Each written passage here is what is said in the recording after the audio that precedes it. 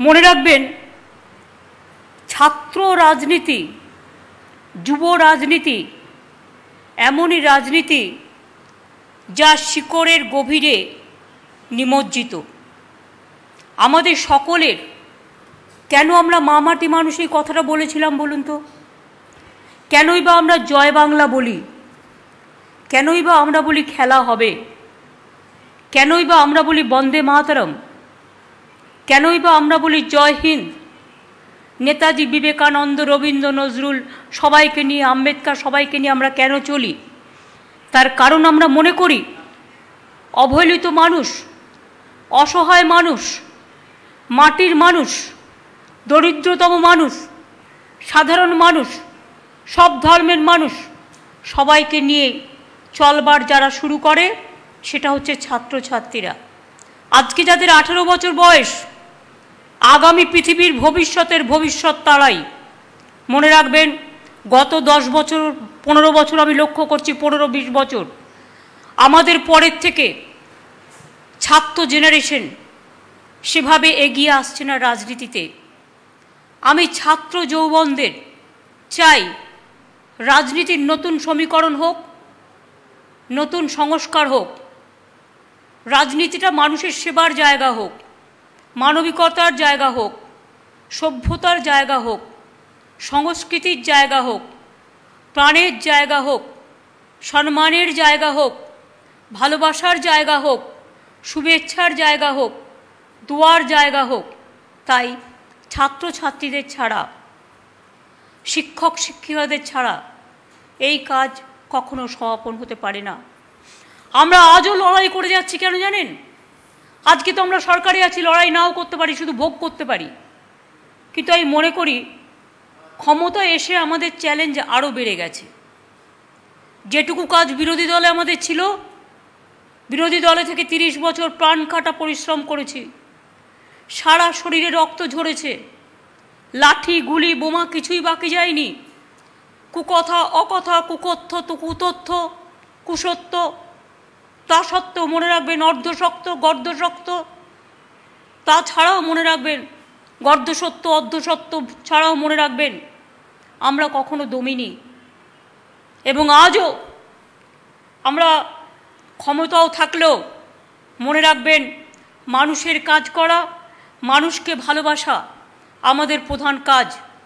তাই দিল্লি যখন আমাদের সাথে রাজনীতিতে পারে না, দিল্লির কেন্দ্রীয় বিজেপির সরকার তখন এজেন্সি লেলিয়ে দিয়ে, আর আজকাল লজ্জা লাগে আমার, হিউম্যান রাইটস কমিশন আমি শ্রদ্ধা করি, সম্মান জানাই। এই হিউম্যান রাইটস কমিশন করবার জন্য আমি কলকাতার বুকে, অনেক ছাত্রছাত্রীরা জানেন না, জনতার দরবার বইটা পড়বেন, দেখবেন তাতে আছে। আমি 21 দিন ধর্ণা করেছিলাম রাস্তায়, তখন রেগুলার লক আপ ডেথ হতো। বক্সিরা জানে, পার্থদারা জানে, যারা সেদিনও আমার সাথে ছিলেন।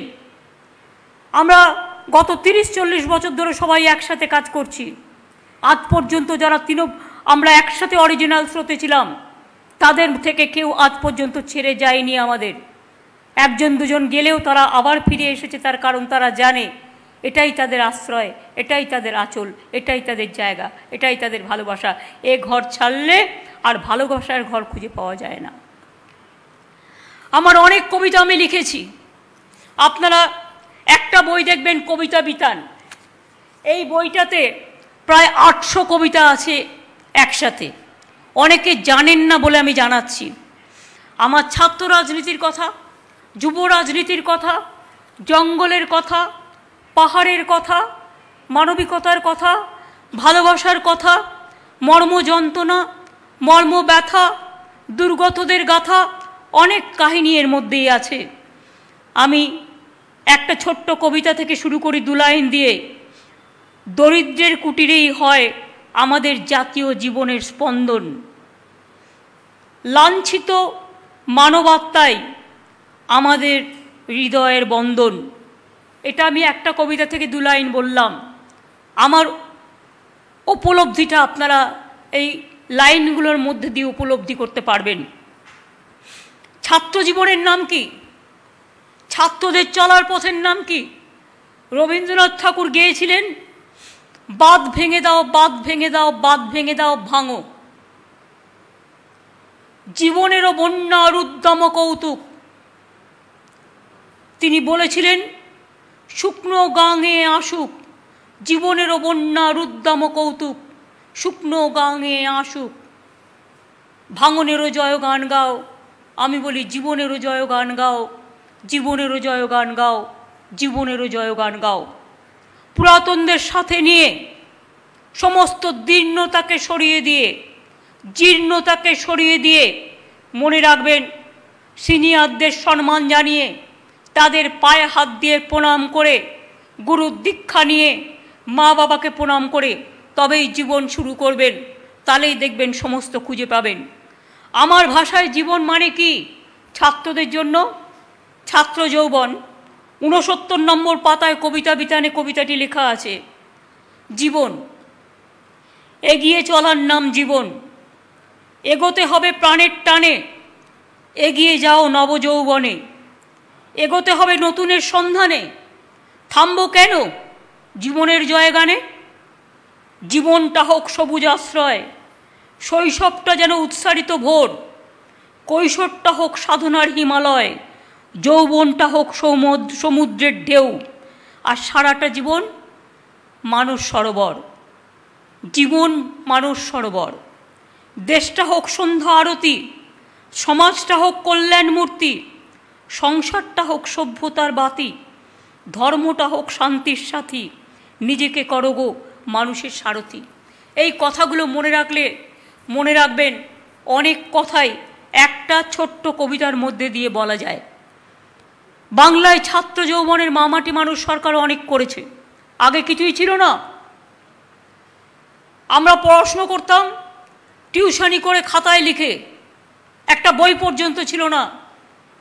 যতদিন বাবা বেঁচে ছিলেন আমাদের কোনো কষ্ট কোনোদিন আমাদের করতে দেননি। কিন্তু ছোট্টবেলায় বাবা মা মরে গেলে আমরা বুঝতে পারি তার মর্ম ব্যথা। ছোটবেলায় বাবাকে হারিয়েছিলাম, তখন তো কলেজের গণ্ডিতেও প্রবেশ করিনি। সেদিন বুঝেছিলাম পিতা মাতা না থাকার কি যন্ত্রণা, কি লাঞ্ছনা, কি বঞ্চনা। তা সত্ত্বেও হারিনি কোনোদিনও জীবনে। টিউশনি করে করে খাতায় খাতায় লিখে লিখে যা পেরেছি তার মধ্যে দিয়েই এই জায়গায় অন্তত অ ক খ শিখেছি, অন্তত ক খ গ ঘ শিখেছি, অন্তত এবিসিডি শিখেছি, অন্তত আলিফ বে ফেটে শিখেছি, অন্তত এইসব অ হস্যই দীর্ঘই সব ভাষা শিখেছি। আর আজ শিক্ষাক্ষেত্রে 10 বছরে আমাদের সরকার আসার পরে আমরা এই মর্মবেদনাটা বুঝেছি বলেই 10 গুণের বেশি টাকা বাড়িয়ে দিয়েছি। দেখাতে পারবেন একটা জায়গা বিনা পয়সায় স্কুল ব্যাগ, জুতো, স্কুল ড্রেস, টেক্সট বুক 8ম শ্রেণী পর্যন্ত? কাগজটা আমি বক্সিদার হাতে দিয়ে দেবো, এটা ছাপিয়ে আমাদের স্টুডেন্ট ইউথ লিডারদের কাছে দিয়ে দেবেন এবং অল এমএলএদের কাছে ডকুমেন্টেশন হিসেবে। সবুজ সাথী প্রকল্পে 1 কোটি সাইকেল দেওয়া হয়েছে ক্লাস 9, 10, 11, 12কে। এবারে আরও 12 লক্ষ, আরও 20 লক্ষ এখন রেডি আছে। ক্লাস 9কে দেওয়া খুব শিগগিরই শুরু হচ্ছে। 10 লক্ষ টাকার স্টুডেন্ট ক্রেডিট কার্ড। বলেছিলাম ইলেকশনের আগে, ইলেকশন হয়েছে তো মাত্র 4 মাস। মে মাসের রেজাল্ট বেরিয়েছে, জুন, জুলাই, আগস্ট, এটা তো আগস্ট মাস। 4 মাসের মধ্যে আমরা করে দেখিয়েছি। 10 লক্ষ টাকার স্টুডেন্ট ক্রেডিট কার্ড আপনারা 10 লক্ষ টাকা পর্যন্ত পাবেন। এবং এর জন্য অনেকগুলো ব্যাংকের সাথে আমরা প্যাচআপও করেছি। 15 বছরের মধ্যে টাকা শোধ দিতে হবে না। 15 বছরের মধ্যে পড়াশোনা সব শেষ করে 40 বছর পর্যন্ত এটা অ্যালাউ আছে। যারা পড়াশুনো ব্রেক করে দিয়েছেন, ছেড়ে দিয়েছেন, তারাও পাবেন। হয়তো পয়সার অভাবে উচ্চশিক্ষা করতে পারেননি, তাদের জন্যও রাখা হয়েছে। যেমন সরকারি চাকরির বয়স অ্যাপ্লিকেশনে জেনারেল কাস্টও 40 বছর আছে, শিডিউল কাস্টও 45 বছর আছে, ওবিসি ট্রাইবেল 43 বছর আছে। They can apply the government job.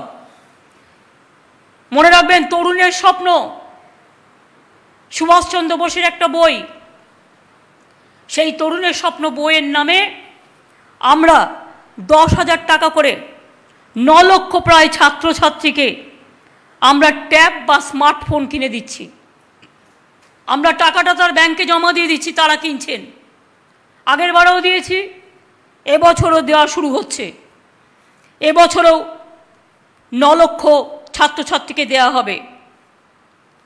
আমরা আসার পর 30টা নতুন বিশ্ববিদ্যালয় হয়েছে। আমরা আসার আগে কটা ছিল 70 বছরে? মাত্র 12টা। শুধু এইটুকু দিয়ে মিলিয়ে নিন। যারা বড় রাস্তায় বসে বসে ত্রিপুরায় রাজনীতি এক, বাংলায় এক, ত্রিপুরায় 10,000 টিচারের চাকরি ছাঁটাই আর বাংলায় টিচারদের জন্য চাটাই, দুটো হয় না। মনে রাখতে হবে, ত্রিপুরা ইলেকশনের আগে কি বলেছিলেন? 10,000 স্কুল টিচারকে অ্যাপয়েন্টমেন্ট দেবেন যারা ক্যাজুয়াল আছেন। দেন তো নিন, ছাঁটাই করে দিয়েছেন। সরকারের কর্মচারীরা ঠিকমতো মাইনে পায়? কিচ্ছু পায় না।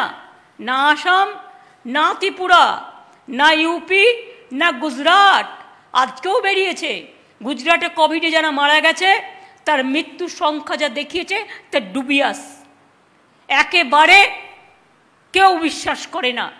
অ্যাট্রোসাস টেরিবল ওয়ার্ডটা আমি ইউজ করলাম এই কারণে। মেডিকেল কলেজের সংখ্যা আমরা, তার মানে ওরা 12টা 70 বছরে, আর 10 বছরে 30টা বিশ্ববিদ্যালয়, 4টে মহিলা কলেজ সহ 51টা নতুন কলেজ, পলিটেকনিক 176, আইআইটি 272, মেডিকেল কলেজের সংখ্যা 10 থেকে বেড়ে 24, নার্সিং কলেজ 17 থেকে বেড়ে 42, 7,000 নতুন স্কুল, 21,000 স্কুলকে মাধ্যমিক উচ্চ মাধ্যমিক স্তরে উন্নত, 2 লক্ষ অতিরিক্ত শ্রেণীকক্ষ নির্মাণ, স্বামী বিবেকানন্দ প্রকল্পে জেনারেল কাস্টের জন্য 5 লক্ষ স্কলারশিপ দেওয়া হয়েছে উচ্চশিক্ষায়, ঐক্যশ্রী সংখ্যালঘুদের জন্য 2,56,00,000 সংখ্যালঘু স্কলারশিপ দেওয়া হয়েছে। শিডিউল কাস্ট শিডিউল ট্রাইব, মনে রাখবেন মাইনরিটির সংখ্যা এখানে 33%, 30 থেকে 33%, তাই তাদের সংখ্যাটা বেড়ে যায় 2,56,00,000, তাদের ছাত্রছাত্রীর সংখ্যা বেশি। শিক্ষাশ্রী 23% হচ্ছে আমাদের শিডিউল কাস্ট, 90 লক্ষ স্কলারশিপ পেয়েছে এবং শিডিউল ট্রাইবরাও পেয়েছে। এছাড়াও 73 লক্ষ, মনে রাখবেন প্রায় প্রি ম্যাট্রিক এবং পোস্ট ম্যাট্রিক স্কলারশিপ পেয়েছে তারা। বাইরে পড়তে গেলে 20 লক্ষ টাকা পর্যন্ত তাদের গভর্নমেন্ট দেয় শিডিউল কাস্ট, শিডিউল ট্রাইব এবং আদিবাসীদের জন্য। সমস্ত স্কুলে পানীয় জল, শৌচাগার, মিড ডে মিল, স্কুল ছুটি থাকলে বাড়িতে পাঠিয়ে দেওয়া হয় শুকনো খাবার, চাল, ছোলা, সয়াবিন। এই 2 বছর তাই করা হচ্ছে। আমাদের সময়ে 1,30,000 শিক্ষক আমরা নিয়োগ করেছি, শিক্ষক শিক্ষিকা আরও 30,000-এর বেশি নিয়োগ করা হচ্ছে। কলেজ বিশ্ববিদ্যালয়ে অধ্যাপক নিয়োগ করা হয়েছে প্রায় 6,500, প্রিন্সিপাল নিয়োগ করা হয়েছে 270 জন। বাংলায় বেকারত্বের সংখ্যা এবং দারিদ্রতা 40তম হ্রাস পেয়েছে। দেশে বেকারত্ব 45 বছরের সর্বাধিক ভারতবর্ষে, আর বাংলায় 40% কমে গেছে। এখনও মনে রাখবেন দেউরজা পাঁচমিতে কয়লার পৃথিবীর দ্বিতীয় বৃহৎ কয়লা খনি তৈরি হচ্ছে, যার থেকে বিদ্যুৎ তৈরি হবে, হাজার হাজার ছেলে মেয়ের চাকরি হবে, আর 100 বছর বাংলায় বিদ্যুতের অভাব হবে না, বিদ্যুতের দাম কমে যাবে, ইন্ডাস্ট্রি আর ইন্ডাস্ট্রি হবে শুধু বাংলায়। তাজপুরে গভীর বন্দর করছি আমরা, জঙ্গলনগরে রঘুনাথপুরে একেবারে ডানকুনি হয়ে, দুর্গাপুর পানাগড় হয়ে, একেবারে বাঁকুড়া বড়জোড়া হয়ে, রঘুনাথপুর হয়ে, রঘুনাথপুরে জঙ্গল সুন্দরী শিল্পনগরী হচ্ছে। 72,000 কোটি টাকার ইনভেস্টমেন্ট হচ্ছে, লক্ষ লক্ষ কর্মসংস্থান তৈরি করা হবে। এছাড়াও বেঙ্গল সিলিকন ভ্যালি, কেউ বাকি নেই আসছে। 100 একর জমি দিয়েছি, পুড়িয়ে গেছে, আবার 100 একর জমি দিয়েছি। আইটিতে হাজার হাজার ছেলে মেয়েদের কাজ হচ্ছে এবং আগামী দিনেও হবে। এবং আইটিতে আমরা ডাটা রিসার্চ সেন্টারও তৈরি করছি, ডেটা সেন্টার, যেটা দীর্ঘদিন ধরে আইটির ছেলেমেয়েরা চাইছিলেন। বাংলায় শুধু বেঙ্গলে একটা লেদার কমপ্লেক্স, উত্তরপ্রদেশ কানপুর থেকে সবাই চলে আসছে। 5 লক্ষ ছেলে মেয়ের চাকরি হচ্ছে শুধু একটা লেদার কমপ্লেক্স বানতলায়, যান গিয়ে দেখে আসুন। 90 লক্ষ আমাদের এমএসএমই ইউনিট তৈরি হয়েছে, মানে স্মল স্কেল ইন্ডাস্ট্রি ইউনিট। 90 লক্ষ কাজ করে প্রায় 1,35,00,000 মানুষ। আমরা এগুলো তৈরি করেছি। তৈরি করা হয়েছে 68টি ইন্ডাস্ট্রিয়াল পার্ক, 540টির বেশি এমএসএমই ক্লাস্টার। এছাড়াও তো বিশ্ব বাংলার showroom, New Town, Shantipur, Santiniketan, Durgapur, Siliguri, Biswa Bangla হাট, হ্যান্ডলুম টেকনোলজি থেকে শুরু করে মিষ্টি হাব, মসলিন তীর্থ, আলো হাব একটার পর একটা গড়ে উঠেছে। 1,500-এর বেশি আইটি কোম্পানি বাংলায় আছে, যেখানে প্রায় 2,10,000-এর বেশি আইটি প্রফেশনাল কাজ করছে। এবং ডেটা রিসার্চ সেন্টার তৈরি করলে আরও অনেক এটা বাড়বে। মনে রাখবেন, তথ্য প্রযুক্তির সুফল সারা রাজ্যে ছড়িয়ে দেওয়ার জন্য 18টি আইটি পার্ক, আরও 4টি নির্মাণ করা হচ্ছে। এছাড়াও তৈরি করা হচ্ছে electronics hardware park, electronic manufacturing cluster, 534টি কর্মতীর্থ তৈরি করা হয়েছে। সেখানেও প্রায় 11,000 ছেলে মেয়েদের বিনা পয়সায় দোকান দেওয়া হয়েছে। উৎকর্ষ বাংলায় স্কিল ডিপার্টমেন্ট 6 লক্ষ বেকার যুবক যুবতীকে স্কিল ট্রেনিং দিয়েছে, অনেকের মধ্যে চাকরি পেয়ে গেছে। আগামী দিনেও 25,000 ছেলে মেয়ের চাকরি রেডি করা হচ্ছে ওখানে। গতিধারা প্রকল্পে 44,000 বেকার যুবক যুবতীকে গাড়ি কেনার টাকা আমাদের সরকার দিয়েছে। মনে রাখবেন, এছাড়াও ICS, WBCS, IAS, IPS, WBPS, WBCS, engineering, technical, schedule caste, schedule tribe, OBC ছেলে মেয়েদের জন্য এবং যারা গরিব ছেলে মেয়ে তাদের স্কলারশিপ দিয়ে 100 ছেলে মেয়েদের বিনা পয়সায় আমরা ট্রেনিং দিচ্ছি, যাতে আমাদের এখান থেকে আইএস তৈরি হয়, আইপিএস তৈরি হয়। ডাব্লিউবিসিএসের জন্য কোচিং দেওয়া হচ্ছে। প্রায় 173 জন তপশিলি ছেলে মেয়েরাই ডাক্তার, ইঞ্জিনিয়ার হয়েছে। সংখ্যালঘু ওবিসিতে 17% রিজার্ভেশন পেয়ে, মনে রাখবেন, আজকে তারা প্রায় 80-90 হাজার উচ্চশিক্ষায় স্থান পেয়েছে। সংখ্যালঘু ছেলেমেয়েরা শুধু উর্দু একাডেমিতে পড়ে না, তারা বাংলা স্কুলে পড়ে, বাংলা কলেজে পড়ে, বাংলা বিশ্ববিদ্যালয়ে পড়ে। মনে রাখবেন, তারাও আজকে পড়াশোনায় এগিয়ে আসছে। কন্যাশ্রী দেখান একটা রাজ্য, পৃথিবীর একটা জায়গা, সব সরকারি স্কুল থেকে শুরু করে কলেজ, বিশ্ববিদ্যালয় পুরো কন্যাশ্রী পাচ্ছে স্কলারশিপ। আজকে আর মেয়েরা পিতামাতার ঘাড়ের বোঝা নয়। আজকে কন্যাশ্রীরা আমার ঘরের গর্ব, বাবা মার গর্ব। ছেলেরা যেমন পায়ে দাঁড়িয়ে মা বাবাকে দেখে, মেয়েরাও দেখছে। আজকে মেয়েরা নিজে পায়ে দাঁড়াচ্ছে। মনে রাখবেন, আমি এখনও মনে করি যে তৃণমূল কংগ্রেস, আমাদের সংস্কৃতিতে আমাদের সবসময় গুরুত্ব দিতে হবে শিক্ষাকে। রাজনীতিতে তরুণদের অংশগ্রহণের ওপর জোর ও গুরুত্ব দিতে হবে। সদ্য শুরু হওয়া সবুজের অভিযান, যা তৃণমূল ছাত্র পরিষদের শিক্ষার্থীদের মধ্যে সংস্কৃতির চিন্তাধারা গড়ে তুলবে। আমি মনে করি শিক্ষার্থীরা আমাদের ভবিষ্যতের সম্পদ। বিজেপি ছাত্রছাত্রীদের কণ্ঠ সবচেয়ে বেশি আজকে রোধ করছে, টিচারদের কণ্ঠ রোধ করছে, আইএস আইপিএসদের কণ্ঠ রোধ করছে, সরকারি কর্মচারীদের কণ্ঠ রোধ করছে, এমনকি সোশ্যাল নেটওয়ার্কের কর্ম রোধ করছে। মনে রাখবেন, প্রতিবাদের আর এক নাম ছাত্র যৌবন। 18 বছর কোনো বাধা মানে না, কোনো বিঘ্ন মানে না, কোনো পরাজয় মানে না, কোনো হার মানে না, লোভের কাছে মাথা নত তাকে করে না, দাম্ভিকতা নয়, তাকে আরও উন্নত মানুষ তৈরি হওয়ার জন্য তাকে এগিয়ে যেতে হবে। আমি চাই আমাদের বাংলার ছাত্রছাত্রীরা পথ দেখাক। সারা ভারতবর্ষে যত ইনস্টিটিউট আছে, যত ইউনিভার্সিটি আছে, যত কলেজ আছে, আপনারা তাদের সাথে সমন্বয় তৈরি করুন, দরকার হলে যাতায়াত করুন। এবং আমি চাই তৃণমূল ছাত্র পরিষদ সর্বভারতীয় ক্ষেত্রে একটা বিশিষ্ট গুরুত্ব ভূমিকা নেবে। এবং বিশ্বে তৃণমূল ছাত্র পরিষদ শিক্ষার ক্ষেত্রে, সামাজিকতার ক্ষেত্রে, মানবিকতার ক্ষেত্রে, তারা সমাজ অনুপ্রেরণার ক্ষেত্রে, নবজাগরণের ক্ষেত্রে, জাতীয় চেতনার ক্ষেত্রে দেশ বাঁচানোর পক্ষে। আর এই যে সরকার, বিজেপি সরকার, তাণ্ডবীয় সরকার, দানবীয় সরকার, অমানবিক সরকার।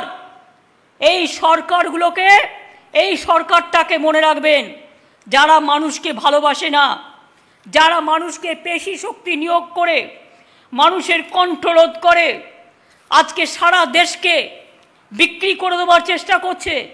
আজকে দেশের রেল স্টেশন বলুন, পোস্ট অফিস বলুন, ইন্স্যুরেন্স বলুন, ব্যাংক বলুন, এয়ারপোর্ট বলুন, যত সম্পদ আছে আমাদের, পাবলিক সেক্টর বলুন, সব নাকি বিক্রি করে দেবে।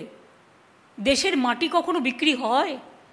দেশের মাটি আমাদের পবিত্র মাটি, এগুলো বিক্রি করার মানে কি?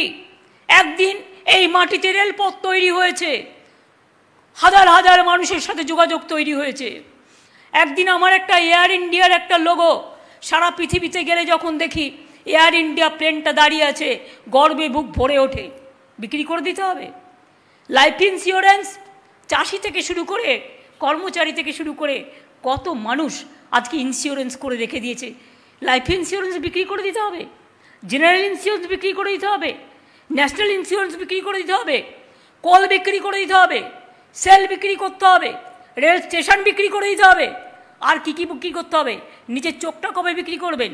জনগণকে কবে বলবেন তোমার চোখটা বিক্রি করে দাও, তোমার নাকটা বিক্রি করে দাও, তোমার কানটা বিক্রি করে দাও, তোমার জিভটা বিক্রি করে দাও? আর কত পেলে থামতে পারবেন বলবেন?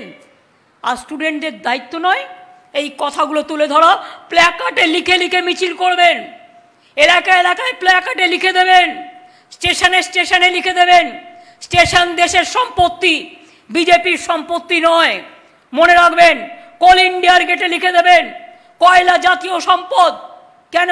কয়লা চুরির ক্ষেত্রে শুধু তৃণমূলকে ধরলে হবে? তৃণমূলের দায়িত্বে কয়লা নয়, কয়লা তোমার সিআইএসএফ এর দায়িত্বে, সেন্ট্রাল মিনিস্ট্রি। মাথায় রেখো, এটা স্টেট মিনিস্ট্রি নয়। তোমার মিনিস্ট্রিরা কি করছিল? আমি 1 ডজন মন্ত্রীর নাম বলতে পারি যারা এই আসানসোলকে লুটে খেয়েছে। কেন্দ্রীয় সরকার, ডোন্ট ফরগেট, কাউকে একজনকে ধরে জোর করে লিখিয়ে নিলাম একজনের নাম, that is not the reply Amit Shah. Please remember, ইলেকশনের সময় যত তোমার মন্ত্রী নেতা এসেছিল আসানসোলে কোল মাফিয়াদের হোটেলে ছিল, আমার কাছে তার সমস্ত দৃষ্টান্ত আছে। কারা ছিল ইস্ট ওয়েস্ট হোটেলে? Total east West hotel book করে লিস্টটা বের করব? তোমরা আমাদের বাংলার মা বোনদের সম্মান দাও না, তোমরা তাদের অসম্মানিত করেছো অনেক জায়গায়। তাই তোমরা বলো কন্যাশ্রী চাই না, লক্ষ্মীর ভাণ্ডার চাই না। কি চাও? মেয়েদের অসম্মান করতে চাও? মনে রেখো, বাংলা জায়গাটা অন্যরকম, টিট ফর ট্যাট হবে। যদি দেখাও একটা আঙুল, তোমার জন্য 10টা আঙুল রেডি আছে। আমি কিন্তু আজ পর্যন্ত ভিন্ডিকটিভভাবে কোনো কিছু করিনি। এমনকি তোমাদের নেতারা অনেকেই অনেক মহিলা কাণ্ডে জড়িয়ে পড়েছে, আমি আজ পর্যন্ত কাউকে অ্যারেস্ট করিনি বা আজ পর্যন্ত কারো বিরুদ্ধে আমি কিছু করিনি। কিন্তু তোমরা কিসের জন্য? পলিটিক্যালি লড়ো অভিষেককে, পলিটিক্যালি লড়ো বক্সিকে, পলিটিক্যালি লড়ো পার্থকে, পলিটিক্যালি লড়ো আমাদের তিরাঙ্কুরকে, পলিটিক্যালি লড়ো দত্তকে, পলিটিক্যালি লড়ো সিদ্দিকুল্লাহকে, পলিটিক্যালি লড়ো তুমি আমাদের জওহর সরকারকে, পলিটিক্যালি লড়ো কাকলিকে, পলিটিক্যালি লড়ো কল্যাণকে, পলিটিক্যালি লড়ো সাজ্জা আহমেদকে, পলিটিক্যালি লড়ো আমার বীর বাহাদুর টুডু সোরেনকে, পলিটিক্যালি লড়ো আমার বীরবাহা হাসদাকে, পলিটিক্যালি লড়ো আমাদের মমতাবালা ঠাকুরকে। পলিটিক্যালি লড়তে পারছো না?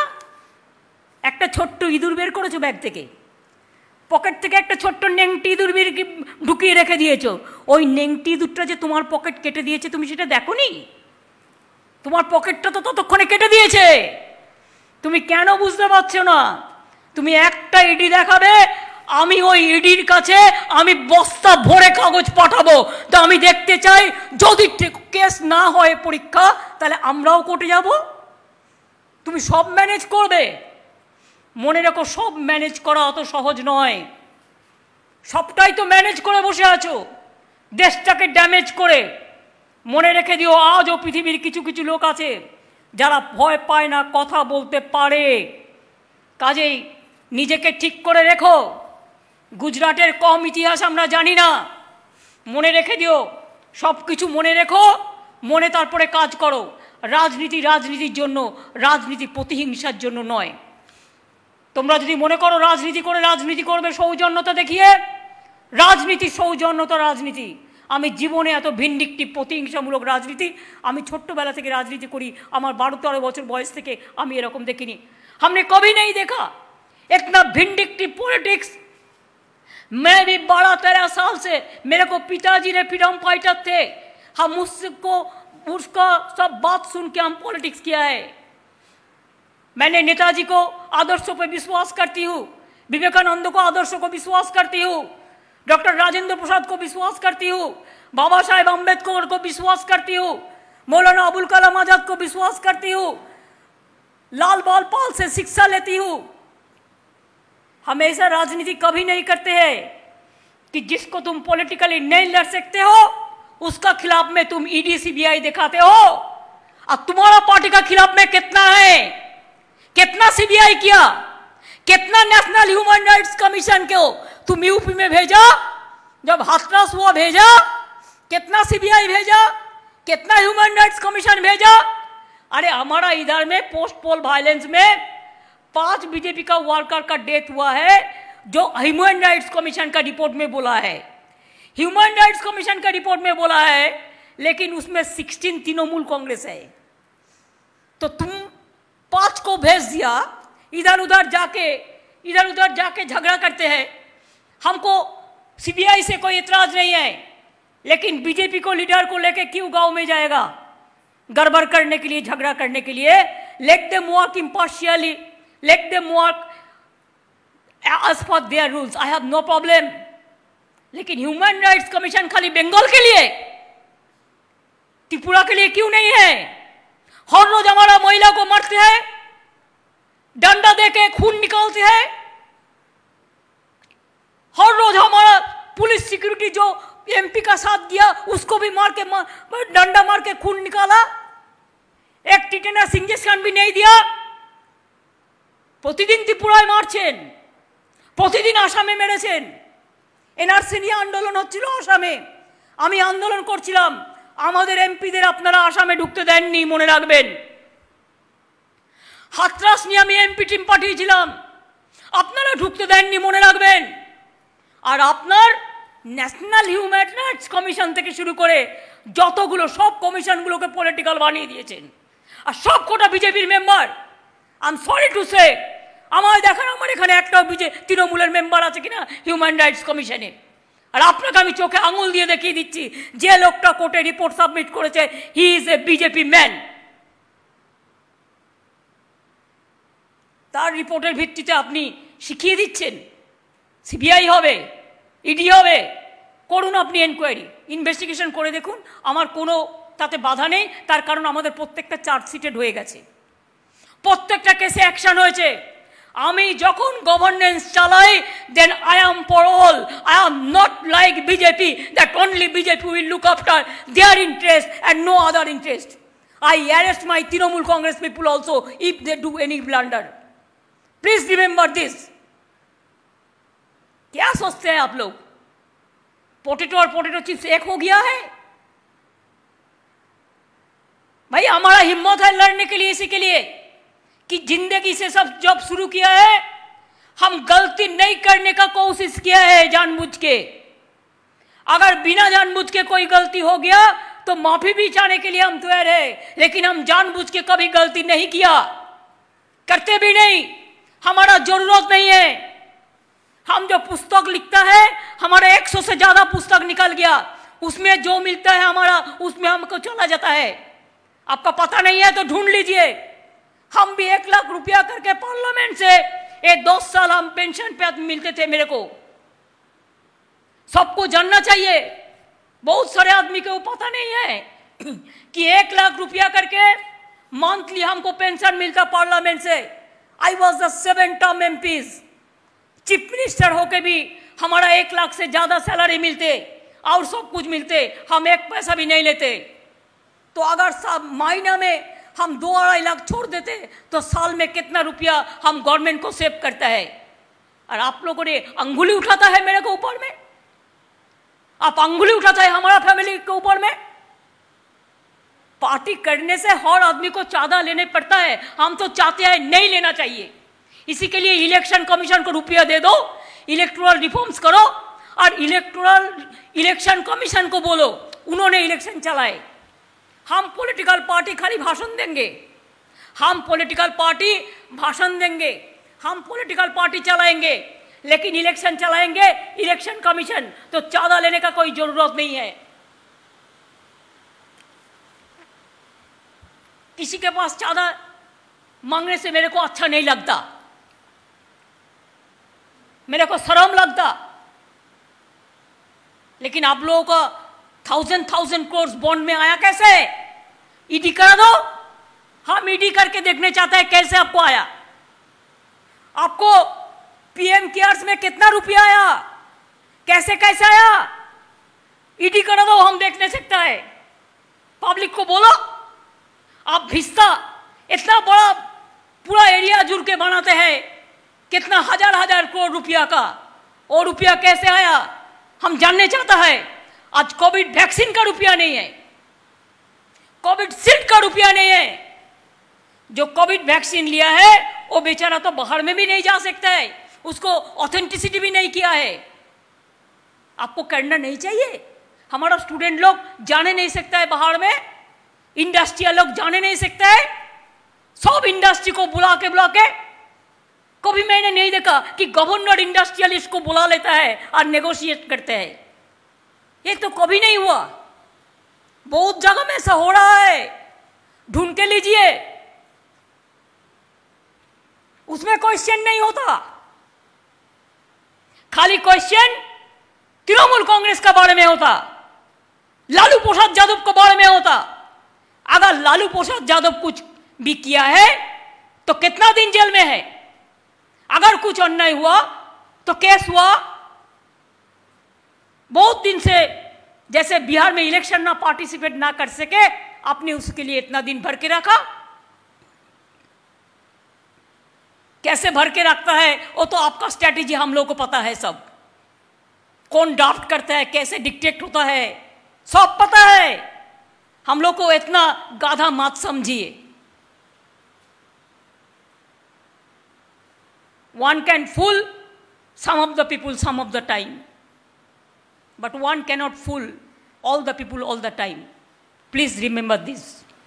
मैं इसी शब्दों के साथ मैं कहना चाहूंगी, आज डीजल का भाव कितना है, डीजल का दाम, पेट्रोल का दाम कितना बढ़ा और रुपया कहाँ गया?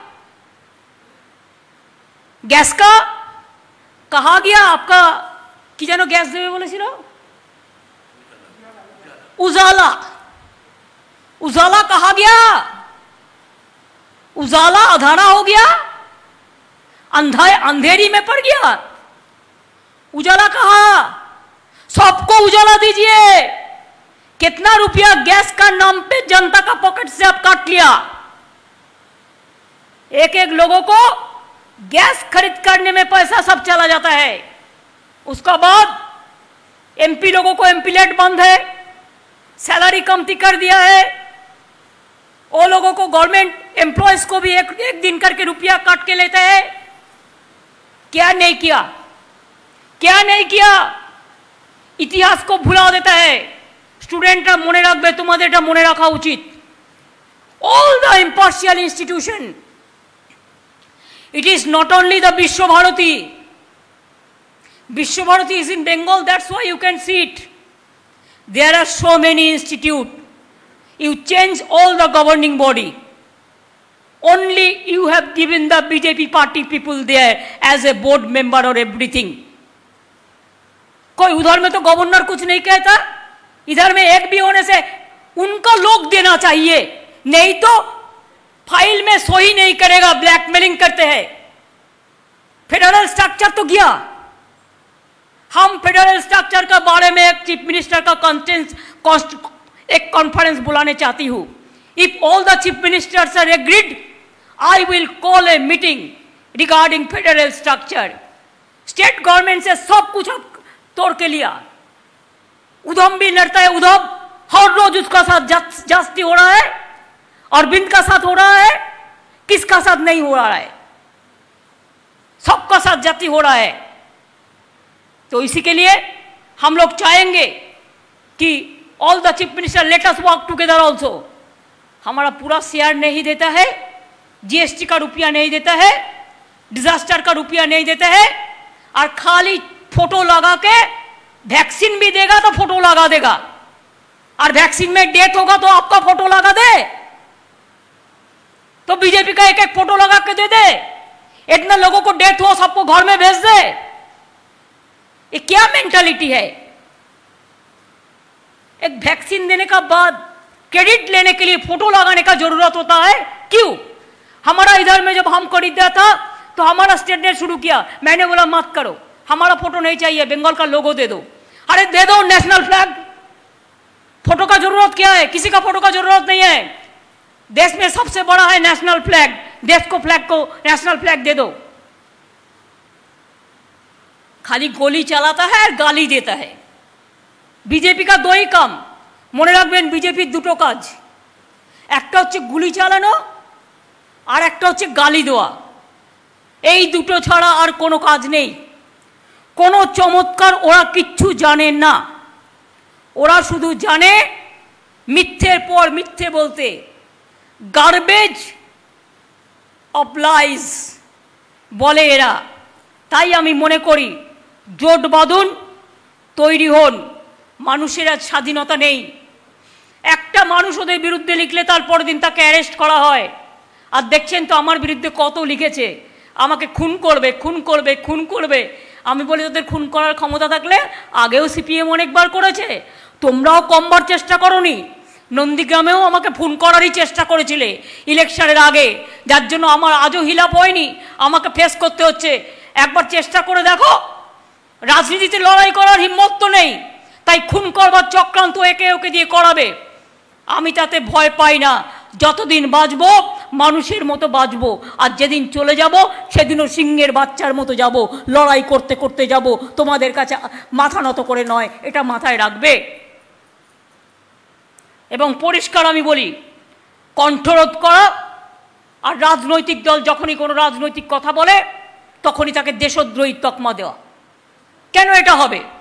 কেন আজও আফগানে আমার লোকেরা ফেরত আসবে না ভারতবর্ষে আফগানিস্তান থেকে? তুমি আমাদের ভারতবর্ষের লোকেদের তাদের সেফলি দেশে না ফেরাবার আগেই সৈন্য উইথড্র করে নিলে। কি তোমার পলিসি? কোথায় দাঁড়িয়ে আছো? একটা দেশ চলছে, সিআরপিএফ পরীক্ষায় কোশ্চেন করছে, বেঙ্গলে পোস্টপল ভায়োলেন্সের সম্বন্ধে বলো। যদি বিরুদ্ধে বলে কেটে দেবে, আর যদি পক্ষে বলে বলবে দেখেছো আমি ওর মাথাটা খেলাম চাকরি ঢোকার আগেই। কোন দিন হয়েছে এই জিনিস? এর জন্য যে কোশ্চেন করেছে তার পদত্যাগ করা উচিত, ক্ষমা চাওয়া উচিত দেশের জনতার কাছে, আর এই পরীক্ষা বাতিল করা উচিত। যারা পিআইএল করে তাদের আমি রিকোয়েস্ট করব এই সাবজেক্টটাকে নজর দিতে। দুই, দিল্লিতে যে সমস্ত দাঙ্গা টাঙ্গা হয়েছে সেসব নিয়েও কোয়েশ্চেন করেছে। এটা কেন হবে? সিআইএসএফ ভাগ করবার তুমি কে? আজকে তুমি আছো, সিআইএসএফ তোমার সাথে আছে, দেশের সাথে আছে, গভর্নমেন্টের সাথে। কাল তুমি থাকবে না, সিআরপিএফ তোমার সাথে থাকবে না, সিআইএসএফ তোমার সাথে থাকবে না, বিএসএফ তোমার সাথে থাকবে না, আর্মি তোমার সাথে থাকবে না। আজকে তুমি গভর্নমেন্টে আছো বলে তাই আছো। মনে রাখো, কোনোদিন এই জিনিস হয়নি। আমরা কোনোদিন দেখিনি সেন্ট্রাল জওয়ানদের মধ্যে ডিভাইড অ্যান্ড রুল করে দেওয়া, সেটা পর্যন্ত তোমরা করেছো। বাকিটা কি আছে? বাকি একটাই আছে, জনগণকে দিয়ে ফাঁকি চলবে না। বিজেপি এত চালাকি, এটা কিন্তু মাথায় রাখতে হবে। তাই চলবে না অন্যায়, টিকবে না দ্বন্দ্ব। মনে রাখবেন, চলবে না অন্যায়, টিকবে না ফন্দি। জনগণের আদালতে হতে হবে বন্দি। জনগণের আদালতে বন্দি যেদিন হতে হবে সেদিন বুঝবেন যে ভবিষ্যৎটা কী। এবং ভবিষ্যৎ কিন্তু দেখা যাচ্ছে, দর্পণে দেখা যাচ্ছে, মানুষের আয়নায় দেখা যাচ্ছে, এবং ভবিষ্যৎ ভালোভাবে বোঝা যাচ্ছে। তাই আমি আমার ছাত্রছাত্রীদের বারবার করে বলবো, ভবিষ্যৎ আমাদের ভবিষ্যৎ, ওরা আজ দেখাবে নতুন পথ।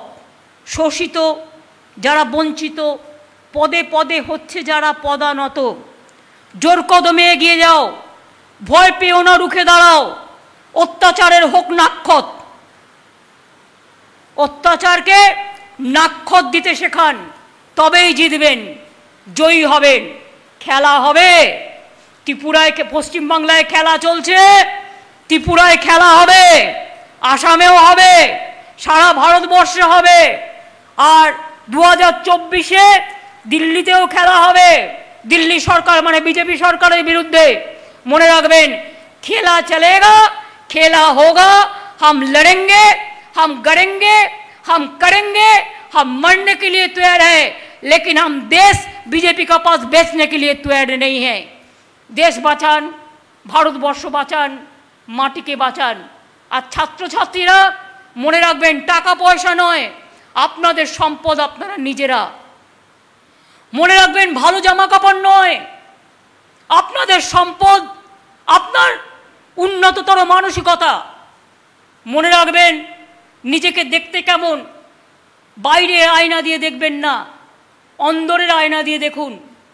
আমি যখন কলেজে পড়তাম ফার্স্ট ইয়ারে জামা পরেই যেতাম, কিন্তু সেকেন্ড ইয়ার থার্ড ইয়ারের জন্য আমার মাত্র তখন 3টে শাড়ি ছিল, কিন্তু কোনোদিন মনে হয়নি আমি কেন একই শাড়ি পরে স্কুল স্টুডেন্টদের মতো কলেজে যাচ্ছি। জামা কাপড় নো ম্যাটার, অলংকার no matter, money is no matter. মনে রাখবেন, মানুষই ম্যাটার। গণতন্ত্রে এটা সবচেয়ে বড় কাজ। আমি ছাত্রছাত্রীদের কাছে জানতে চাই, 2 বছর ধরে পড়াশুনো বন্ধ আছে, পড়াশুনো বন্ধ করবেন না, পড়াশুনো চালিয়ে যান, ভালো করে পড়াশুনো করুন।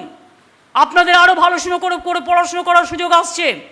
পুজোর পরে আমি চেষ্টা করছি স্কুল, কলেজ, ইউনিভার্সিটি সব খুলে দেওয়ার, যাতে আপনারা সবাই ক্লাস করতে পারেন।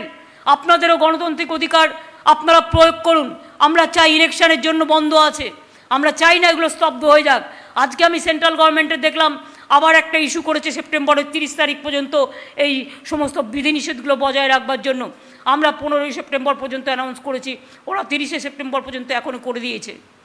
আমি আপনাদের বলবো, এই সুযোগে আরও মাথা উঁচু করে দাঁড়ান। এখন তো আপনাদের কত সুযোগ, মোবাইল খুললেই সব পেয়ে যান হাতের মুঠোয়। আমাদের সময় কিচ্ছু ছিল না, না ছিল একটা পেন, না ছিল একটা খাতা, না ছিল একটা বই। আজকে মুখ খুলতেই আপনারা সব যাতে পেয়ে যান, তার জন্যই তো আমাদের এগুলো করা। 12 ক্লাসে ট্যাব দিচ্ছি একটাই কারণ, প্রায় 9.5 লক্ষ ছাত্রছাত্রীদের, যে আপনারা যাতে গোটা জগৎটাকে নিজের সামনে পেয়ে যান। স্টুডেন্ট ক্রেডিট কার্ড দেওয়া হচ্ছে এই কারণে, যাতে পড়াশুনোটা ভালো করে ডাক্তার, ইঞ্জিনিয়ার সব তৈরি হন। টাকার জন্য পড়াশুনো হবে না, তা কখনো হয় নাকি? তৃতীয়ত মনে রাখবেন, প্রত্যেকটা স্কলারশিপ দেওয়া হচ্ছে। এমনকি ইউজিসিতে যারা পড়াশুনো করছে তাদের আমরা ইউজিসি গ্র্যান্ট বন্ধ করে দিলেও আমরা কিন্তু টাকা দিচ্ছি।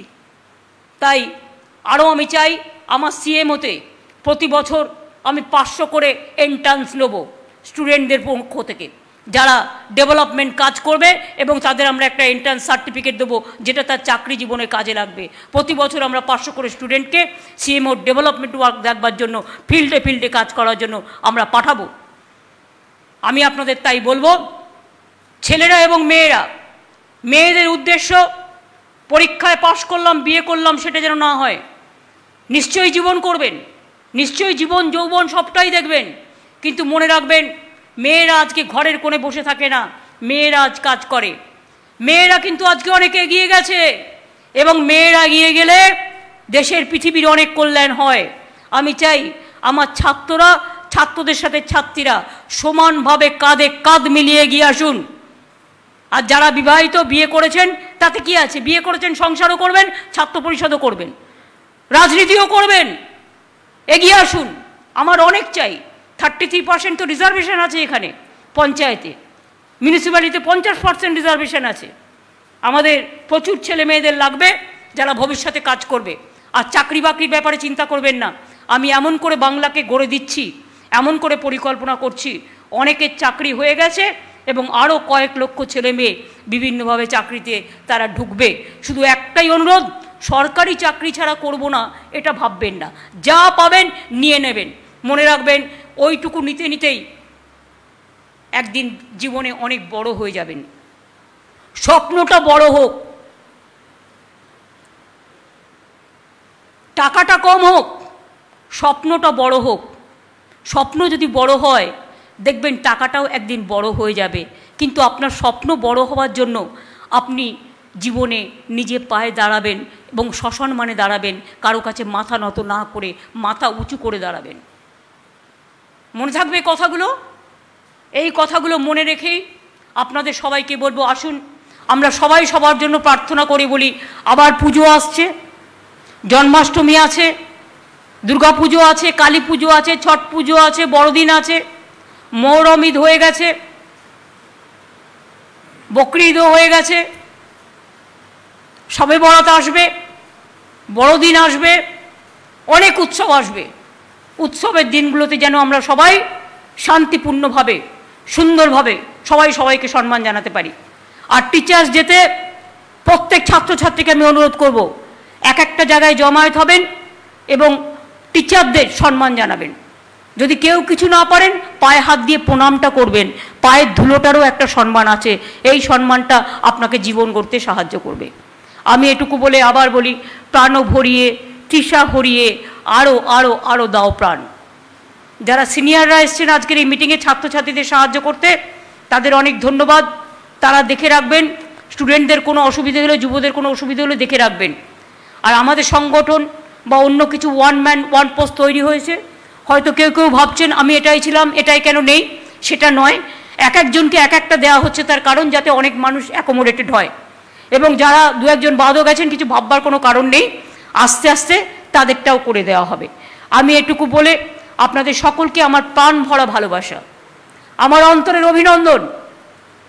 তৃণমূলের এই প্রতিষ্ঠা দিবসটা আসলে আমার ছাত্র রাজনীতির কথা মনে পড়ে। তার কারণ আমার গর্ব, আমি কিন্তু স্টুডেন্ট পলিটিক্স থেকে আসা লোক এবং ছাত্র রাজনীতি দিয়েই আমার রাজনীতির হাতে খড়ি। কাজে সেই দিনটা আমি জীবনে ভুলবো না, ভুলতেও চাই না। শুধু আমি নই, আমরা সবাই। এবং তাই আপনাদের সবাইকে বলি, আমরা কিন্তু ছাত্র রাজনীতি থেকে এই জেনারেশনটা তৈরি হয়েছিলাম। কাজে এই ছাত্র রাজনীতি থেকে আমি দেখতে চাই আরও 3টে জেনারেশন আমার তৈরি হোক।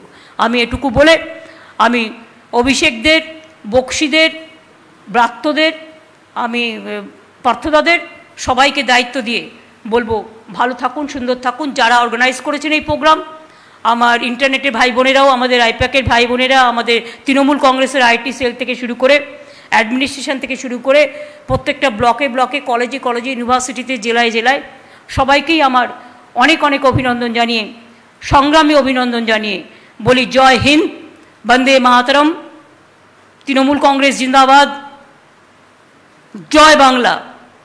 খেলা হবে, জিততে হবে, জয়ী হবেন, জয় হবে।